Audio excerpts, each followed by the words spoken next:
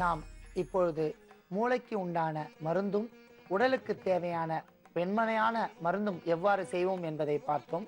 அதிலிருந்து சில பொருட்களை கொண்டு குடல் புண்களை ஆற்றுவதற்கான மருந்தை இப்போது நாம் பார்க்க போகின்றோம். அதற்கு தேவைப்படும் பொருள் நெல்லிக்காய், பனங்கற்கண்டு, தேன், மிளகுத்தூள்.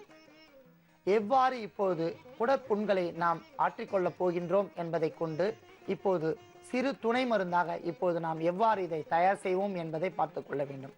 முதலில் நாம் 5 அல்லது 6 பச்சை நெல்லிக்காயை கொண்டு அதன் சாறை எடுத்துக்கொள்ள வேண்டும். இவ்வாறு பச்சை நெல்லிக்காயை கொண்டு அதன் சாறை நாம் அரைத்து எடுத்துக்கொண்டு அதனுடன் 2 சிட்டிகை அல்லது திரியடி பிரமாணம் என்று சொல்லக்கூடிய அளவிற்கு மிளகுத்தூள் இவ்வாறு நாம் அதில் தூவிக்கொள்ள வேண்டும். அத்துடன் பனங்கற்கண்டு தூள் செய்த கற்கண்டை நாம் 5 மில்லிகிராம் அளவிற்கு தூவிக்கொள்ள வேண்டும்.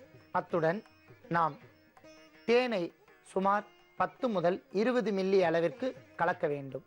இவ்வாறு இந்த கலவையை நாம் இப்பொழுது நன்றாக கலந்து கொள்ள வேண்டும். இதில் அடங்கியுள்ள சத்துக்கள் நெல்லிக்காய், மிளகுத்தூள், பனங்கற்கண்டு மற்றும் இந்த நெல்லிக்காயினுடைய சாறு இவை அனைத்தும் கலந்து அத்துடன் நாம் இதில் தேன் சேர்த்து கொண்டுள்ளோம். தேன் சேர்ப்பதனால் உடலுக்கு தேவையான புண்களை ஆற்றக்கூடிய அற்புதமான மருந்து தேனுக்கு உண்டு.